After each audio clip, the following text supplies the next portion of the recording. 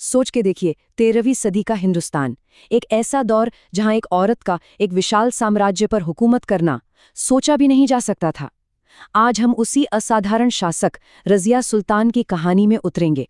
एक ऐसी कहानी जिसने हर नियम को चुनौती देने की हिम्मत की। ये कोई कल्पना नहीं है, ये दिल्ली सल्तनत की उस वक्त की हकीकत थी। और यहीं से शुरू होती है वो असाधारण कहानी जिसे हम आज देखने जा रहे हैं। एक ऐसी कहानी जो आज भी हमें सोचने पर मजबूर कर देती है।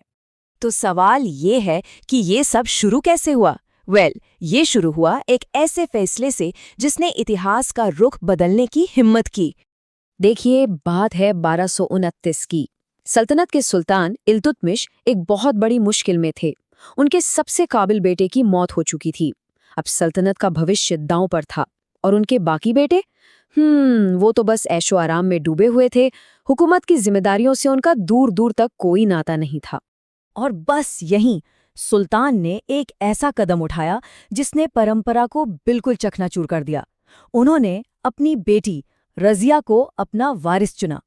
सोच सकते हैं, एक ऐसा फैसला जिसने उस दौर के सबसे ताकतवर तुर्की अमीरों को बिल्कुल भड़का दिया। उनके लिए एक औरत के आगे सिर झुकाना सोच से भी परे था। लेकिन तख्त का रास्ता रज़िया के लिए इतना आसान तो बिल्कुल नहीं था।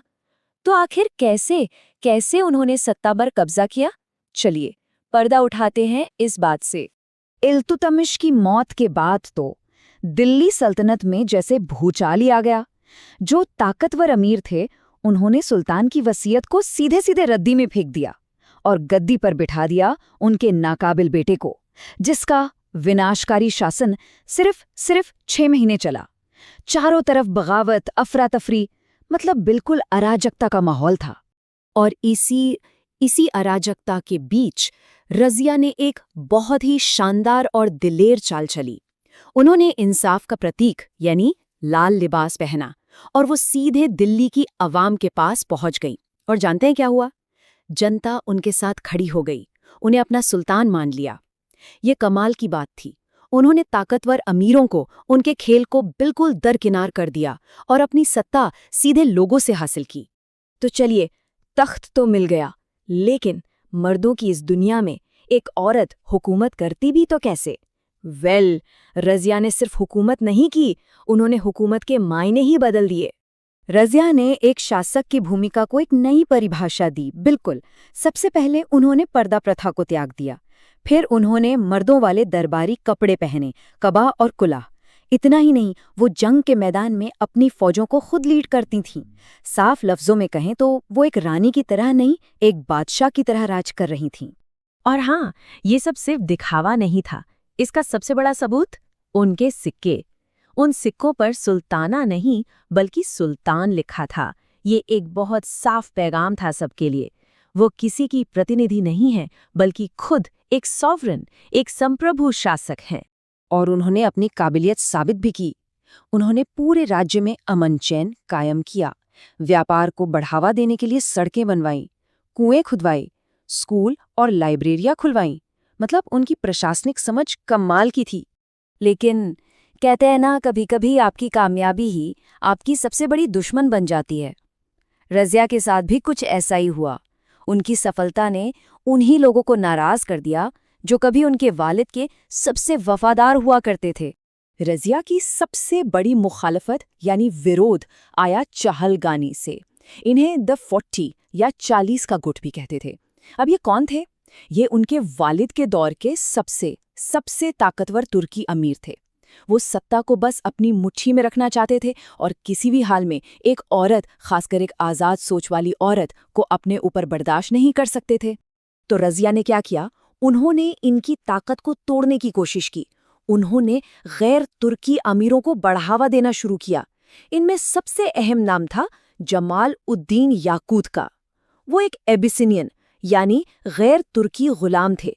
रज़िया ने उन्हें शाही घुड़साल के मुखिया का बड़ा ओहदा दे दिया।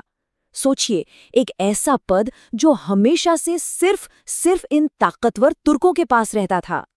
और बस अब इन तुर्की अमीरों के पास रज़िया के खिलाफ होने की कई वजहें आ चुकी थी। पहली, एक औरत उन पे हुकूमत कर रही थी। दूसरी, उनकी ताकत, उनका मोनोपोली छिन रहा था।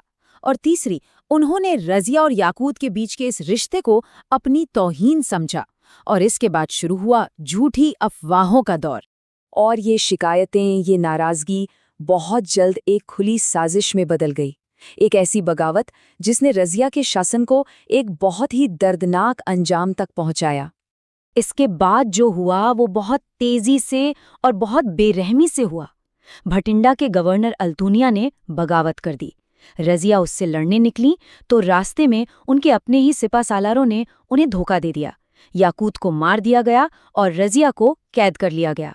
फिर सत्ता वापस पाने की एक आखिरी उम्मीद में उन्होंने अपने ही कैदी बनाने वाले अल्तूनिया से शादी कर ली, लेकिन उनकी मिलीजुली फौज को भी हार का सामना करना पड़ा। जंग के मैदान से भागने पर उनके जो बचे-खुचे सैनिक थे, उन्होंने भी उनका साथ छोड़ दिया। और फिर हरियाणा के कैथल के पास कुछ डाकुओं ने दिल्ली की पहली और आखिरी महिला सुल्तान रज़िया का कत्ल कर दिया। तो रज़िया का शासन तो खत्म हो गया, पर उनकी कहानी नहीं, उनकी विरासत आज भी उतनी ही पेचीदा है जितनी उनकी जिंदगी थी। सिर्फ 3 साल, 6 महीने और 6 दिन, बस इतना ही हुकूमत कर पाई वो। सुनने में बहुत छोटा सा दौर लगता है ना, लेकिन इतिहास पर एक ऐसी छाप छोड़ने के लिए काफी था जो शायद कभी मिट नहीं सकती। लेकिन उनकी कहानी में एक आखिरी रहस्य अभी भी बाकी है। सवाल ये है कि सुल्तान आज आराम कहाँ कर रही हैं? जानते हैं, आज 3 अलग-अलग शहर, दिल्ली, राजस्थान में टोंक और हरियाणा का कैथल, तीनों शहर ये दावा करते हैं कि उनकी कब्र वहां है। दावे तो बहुत हैं, पर कोई पुख्ता सबूत कहीं नहीं है। ये रहस्य उनकी विरासत की तरह ही है, जिस पर आज भी बहस जारी है। उस दौर के एक इतिहासकार थे मिन्हाजुस सिराज। शायद उन्होंने इस पूरी बात को सबसे सही तरीके से बयान किया। उन्होंने लिखा कि रज़िया में एक महान शासक के सारे गुण थे। वो अक्लमंद थीं, इंसाफ पसंद थीं, एक काबिल सेना नायक थीं, लेकिन उनकी नज़र में उनका एकमात्र ऐब, उनकी एकमात्र कमी ये थी कि वो एक औरत थीं।